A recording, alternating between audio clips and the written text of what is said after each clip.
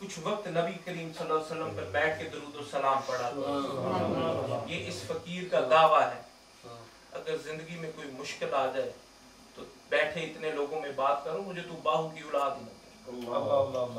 ये वो वजीफा है दरूद पाक कि हर मुश्किल की जो दुआ है ना, वो ये दरूद पाक है।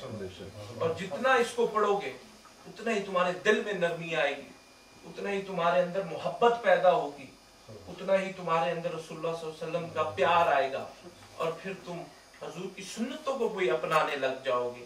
नमाज भी दुरुस्त हो जाएगी, फिर तुम्हें नमाज में भी मजा आने लग जाएगा। तो मेरे बाहू क्या फरमाते हैं कि बे बिस्मिल्लाह ते इसम अलादा ते ए भी गहना भारा हु नाल शफात सरवर आलम ते छुटसी आलम सारा हु ते हदों बेहद दरूद नबी ते गहना एड पसारा हु। फरमाया चाहे तू आबिद हो जा, चाहे तू जाकिर हो जा, चाहे तू हज कर ले, चाहे तू जितना मर्जी क्यों ना नेक अमलों में दाखिल हो जा, पर तू नमाज पढ़ता है, तुझे नहीं पता कि तेरी नमाज कबूल हुई या नहीं हुई। तू रोजा रखता है, तुझे नहीं पता कि तेरा रोजा कबूल हुआ कि नहीं हुआ। तू ज़कात देता है, तुझे नहीं पता कि तेरा माल कितना साफ है। तू रोजा रखता है, तुझे नहीं पता कि तुझसे कहां कहां गुनाह हो गए। पर कहा कि जब एक मोमिन रसूलुल्लाह सल्लल्लाहु अलैहि वसल्लम पर खलूस दिल से दरूद पढ़ता है तो रब फरमाता है कि मैं कबूल कर लूं। हजरत जिब्रील अमीन से सवाल किया गया, ए जिब्रील अमीन, मुझको ये तो बताएं कि आप दुनिया की हर चीज गिन सकते हैं, कौन सी ऐसी चीज है जो आपसे नहीं गिनी जाती। फरमाया कि मैं जमीन की पस्तियों में जाता हूँ, आसमान की बुलंदियों में जाता हूँ, पहाड़ों पर जाता हूँ, हर जगह पर जाता हूँ, हर चीज गिन सकता हूँ, पर खुदा की कसम जब एक आशिक रसूल अपने महबूब मोहम्मद रसूलुल्लाह को कहता है अस्सलातु वस्सलामु अलैका या रसूलल्लाह व अला आलिका व अस्हाबिका या हबीबल्लाह, तो जो उस दरूद की रहमतें होती हैं वो मुझसे नहीं गिनी जा सकती, कि जो खुदा उन रहमतों का नज़ूल कर देता है। हिज्जतुल वदा के मौके पे आकर रसूलुल्लाह सल्लल्लाहु अलैहि वसल्लम ने क्या फरमाया कि किसी अरबी को किसी अजमी पर और किसी अजमी को किसी अरबी पर फौकियत हासिल नहीं। अगर फर्क है तो सिर्फ तकवा और परहेजगारी का। याद रखो, अमीर और गरीब में, बड़े और छोटे में अगर फर्क है, उम्र का तो फर्क हो सकता है, पैसे का तो फर्क हो सकता है, पर अगर अल्लाह की नजर में कोई फर्क है परहेजगारी का है। अगर आप उस तकवे के लेवल पे उतरते हैं, उस परहेजगारी के लेवल पर उतरते हैं, तब तो आप उस मकाम पे पहुंच सकते हैं कि जहां पे आपकी जबान को कुन कर दिया जाता है। अल्लाह के वलियों बुजुर्गों में और एक आम इंसान में यही फर्क है सिर्फ कि उनका तकवा और परहेजगारी का लेवल इतना ऊंचा चला जाता है कि अल्लाह सुब्हानहू कुद्दूस फरमा देते हैं कि अला इन्ना औलिया अल्लाह ला खौफुन अलैहिम वला हुम यहज़नून। ये मेरे बंदे हैं।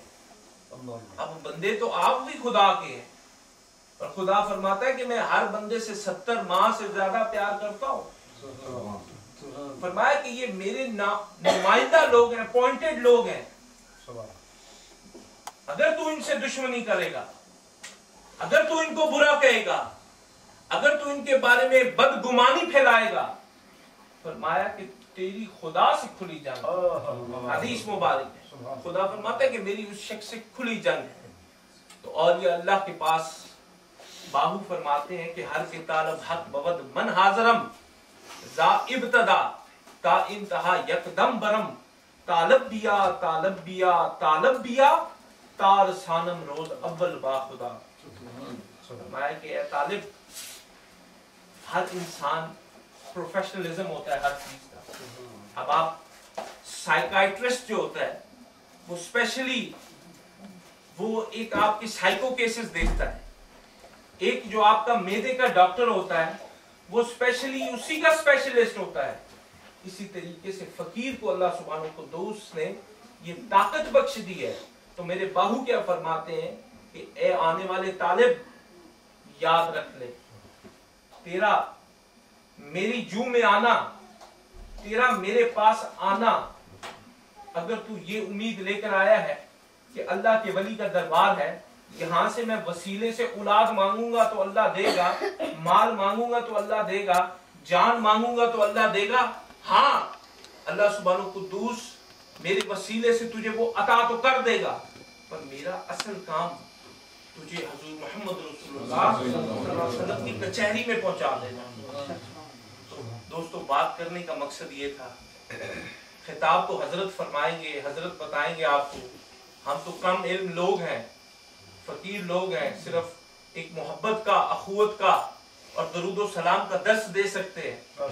तो बात ये है कि अपने घरों में जरूर दरूद पाक पढ़ा करो, तो कभी तुम्हारी औलाद बेअदब नहीं होगी, कभी तुम ये नहीं कह सकोगे कि आज मेरी औलाद मेरे साथ बदतमीजी करके गई, या तुम ये नहीं कह सकोगे कि मेरी औलाद आज मेरी हुक्मदुली करके गई, या ये नहीं कह सकोगे कि मेरी औलाद बुरी निकल आई। अगर ये शेवा आज से अपनाओगे तो औलाद अगर तुमको बैठे देखेगी ना कि तुम औलाद के सामने सिगरेट पी रहे हो, तो तुम्हारी औलाद भी एक दिन वो काम करेगी। अगर औलाद के सामने गाली दोगे तो औलाद गाली भी देगी, और अगर उसी जबान से तुम औलाद के सामने दरूद और सलाम पढ़ोगे तो खुदा की कसम मरना हर शख्स ने, अल्लाह ने फरमाया है कि हर नफ्स ने मौत का मजा चखना है। तो देखो, जिस नफ्स ने मौत का मजा चखा, आज उसकी औलाद साथ नबी का मिलाद भी मना रही है और अपने वालिदैन के लिए इसाले स्वाब का खत्म भी कर रही है। आज अपनी आंखों से ये एक दुनिया का असूल है, और आप लोग आज उसी खत्म पर आए बैठे हो। खुद देख लो कि वो औलाद, क्योंकि औलाद इसीलिए तो कहते हैं कि नेक औलाद सदका जारिया होती है। अगर नेक औलाद मरने के बाद भी औलाद नेक काम करे तो उसका सवाब आपको मिलता रहता है। ये वो इन्वेस्टमेंट है। चूंकि हम लोग आज बहुत तेज दौर जा रहा है, हर बंदा बिजनेस पॉइंट ऑफ व्यू से सोचता है, तो मेरे हिसाब से सबसे बड़ी इन्वेस्टमेंट आपकी अपनी औलाद है। अगर आप अपनी औलाद पर जो इन्वेस्टमेंट है वो आप पॉजिटिव वे में कर देंगे, तो कल आप भी अपने अल्लाह के आगे सरनगू होंगे। जब आपकी क़यामत में आपके साथ जब सवालात होंगे ना कि तेरा रब कौन है, तो तू बताएगा तेरा रब कौन है। पूछा जाएगा कि बता तेरा दीन क्या है, तू बताएगा इस्लाम है। पर जब तेरे से पूछा जाएगा कि तेरा रसूलुल्लाह सल्लल्लाहु अलैहि वसल्लम के बारे में क्या ख्याल है, तो तू बताएगा कि मैं भी अपने घर में बैठा करता था, नबी पर दरूद और सलाम पढ़ा करता था। तो तब वो खुदा जुल जलाल तेरे ऊपर भी खुश हो जाएगा कि फकीरों का अपना निजाम होता है। एक मरतबा आपको एक और बात सुनाता हूँ कि हजरत गौस पाक का धोबी था। अकीदत और मोहब्बत की बात बताने लगा हूँ कि गौस पाक सरकार का धोबी था। तो वो क्या करता था कि जब भी हजरत गौस पाक के कपड़े आते ना, तो उनको आंखों से लगाकर चूमता और उन्हें धो दिया करता था। वो बेचारा ना तो पढ़ा लिखा था, ना तो कुरान पढ़ सकता था, ना नमाज आती थी, कुछ भी नहीं आता था।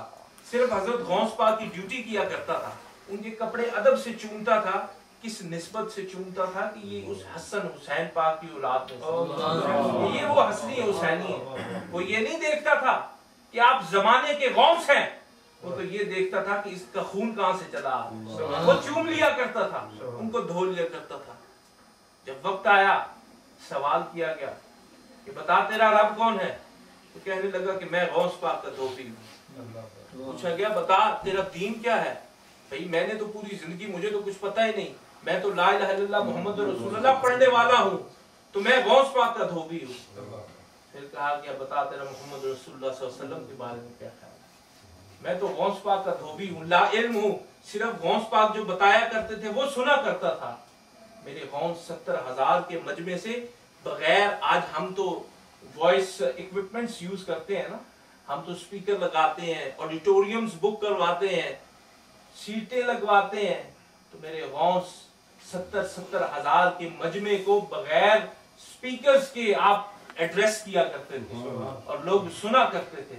तो अल्लाह सुब्हानहू कुद्दूस ने फरिश्तों को बोला इसको कुछ न कहना, ये मेरे गौस का धोबी है। तो हम निस्बत को मानने वाले लोग, हमारा तर्ज अमल, हमारे बुजुर्ग, क्योंकि एक खून में जो चीज चली आती है ना, अच्छे लोग जो है जो अपने बुजुर्गों की रवायात को जरूर लेकर चलते हैं।